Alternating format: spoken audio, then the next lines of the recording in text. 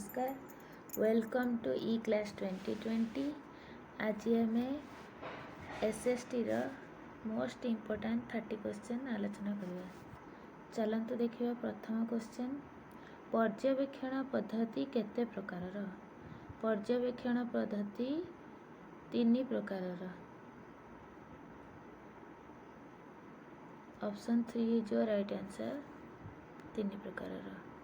Next question देखिए, केउं पद्धति इतिहास और नगर विज्ञान शिक्षादान पद्धति रे अंतर्भुक्त नुहे? ए गल्प कथन पद्धति, बी क्षेत्र परिभ्रमण पद्धति, सी परीक्षण पद्धति, डी प्रकल्प पद्धति। आंसर है परीक्षण पद्धति इतिहास और नगर विज्ञान शिक्षादान पद्धति रे अंतर्भुक्त नुहंती।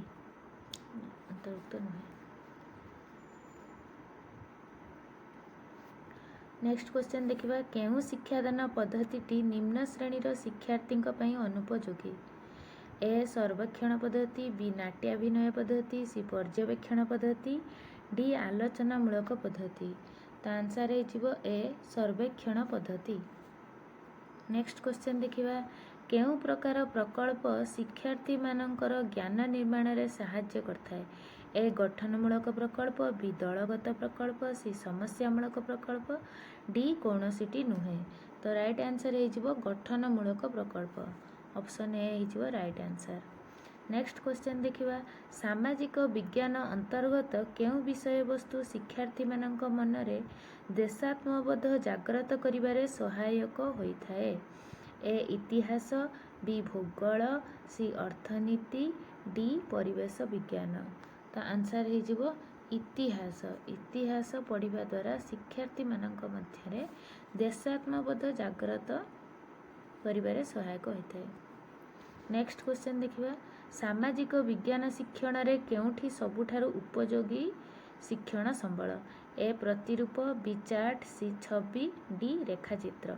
आंसर है ए प्रतिरूप। नेक्स्ट क्वेश्चन देखिबा, निम्नोक्त मध्यरु किए मान निर्धारण फलाफल को व्यवहार करिथांती? ए शिक्षक, बी शिक्षार्थी, सी पाठ्यक्रम प्रस्तुतकर्ता, डी उपरोक्त समस्त। आंसर है डी उपरोक्त समस्त। अर्थात शिक्षक भी, शिक्षार्थी भी और पाठ्यक्रम प्रस्तुतकर्ता भी फलाफल निर्धारण फलाफल को व्यवहार करिथांती। मान निर्धारण फलाफल को व्यवहार करते 3 जन, शिक्षक, शिक्षार्थी, पाठ्यक्रम प्रस्तुतकारी। नेक्स्ट क्वेश्चन देखिए, मान निर्धारण पई केउं साधनटी व्यवहार करा जाए?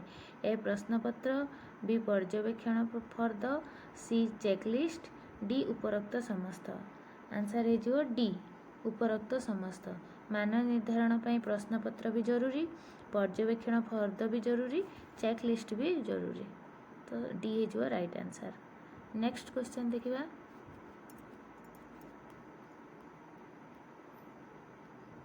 निम्नोक्त मध्यरु केउटी मान निर्धारण एक कौशल अटे? ए परीक्षण, बी पर्यवेक्षण, सी प्रकल्प कार्य, डी उपरोक्त समस्त। एटा भी है डी उपरोक्त समस्त। परीक्षण भी दरकार, पर्यवेक्षण भी दरकार, प्रकल्प कार्य मध्य दरकार। नेक्स्ट क्वेश्चन, निम्नोक्त मध्यरु केउटी वस्तुनिष्ठ प्रश्न नुहे? ए निर्दिष्ट उत्तरमूलक, बी द्विविकल्प, सी बहु विकल्प, डी कौनसीटी नुह। आंसर है ए। आंसर है कौन? ए निर्दिष्ट उत्तरमूलक। नेक्स्ट क्वेश्चन देखिए, मोगल साम्राज्यर सर्वश्रेष्ठ शासक किए थिले? A Jahangir, B Akbar, C Babur, D Shah Jahan. Answer है डी शाहजहां। Answer D. तापर देखिबा, मोगल साम्राज्य समय रे केउटी बृहत्तम बंदर थिला? ए हुगुली, बी सूरत, सी बालेश्वर, डी पारादीप। आंसर है हमर बी सूरत। नेक्स्ट क्वेश्चन देखिबा, अकबरंक ज्येष्ठ पुत्रंक नाम कौन थिला? ए अलीम, बी सलीम, सी खुरम, डी हलीम। आंसर है कौन है answer? Salim. Next question, Vasco दा गामा केउं मसीह रे भारत को समुद्र पथ आविष्कार करथिले? एटा समस्त जानी थिबे, ए 1498, बी 1492, सी 1494, डी 1453। तो आंसर हो ए 1498 भास्को डा गामा भारत को समुद्र पथ आविष्कार करथिले, जलपथ आविष्कार करथिले। नेक्स्ट क्वेश्चन, भारतर केउठारे प्रथमे कपा कारखाना प्रतिष्ठा होइतिला? A Surat, B Mumbai, C Ahmedabad, D Kolkata. Answer हो डी कलिकता ठारे। नेक्स्ट क्वेश्चन, अशोक डैश राजवंश शासक थिले? ए गुप्त वंश, बी मौर्य वंश, सी चांदेल वंश, डी पल्लव वंश। तो एटा भी समस्त जानी मौर्य वंशर राजा थिले अशोक। तापर देखिए क्वेश्चन, ओडिशार शेष स्वाधीन राजा किए थिले? ए प्रतापरुद्र देव, बी कपिलेन्द्र देव, सी गोविंद विद्याधर, डी मुकुंद हरिचंदन। तो ओडिशार शेष स्वाधीन राजा थिले मुकुंद देव बा मुकुंद हरिचंदन। नेक्स्ट क्वेश्चन देखिए, गंगवंशर प्रतिष्ठाता किए? ए चोड़गंगदेव, बी प्रथम जजाति, सी प्रथम नरसिंह देव, डी नहुष। आंसर हो चोड़गंगदेव। नेक्स्ट क्वेश्चन देखिए, सोमवंशर शेष शासक किए थिले? ए पुरंजय, बी कर्णदेव, सी द्वितीय जजाति, डी द्वितीय जन्मेंजय। आंसर हो कर्णदेव। कर्णदेव सोमवंशर शेष शासक थिले। तापर देखिए क्वेश्चन, खारवेल केउ राजवंशर थिले? खारवेल ए गंगवंश, बी चेदीवंश, सी सोमवंश, डी गजपति। तो आंसर हो आमर चेदीवंशर राजा थिले। नेक्स्ट क्वेश्चन देखिए, हाथी गुंफा शिलालेखा केउ जगार अवस्थित अछि? ए उदयगिरी, बी ललितगिरी, सी खंडगिरी, डी कौनसीटी नुह। तो आंसर हो ए उदयगिरी ठारे ही हाथी गुंफा शिलालेख अछि। नेक्स्ट क्वेश्चन देखिबा, खारवेल समय रे ओडिशार नाम कौन थिला?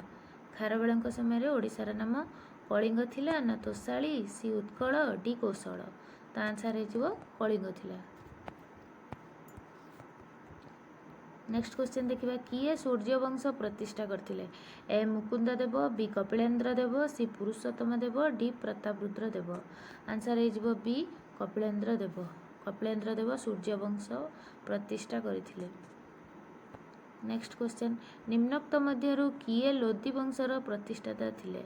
ए बाहलोल लोदी, बी अलेक्जेंडर लोदी, सी इब्राहिम लोदी, डी आलम लोदी।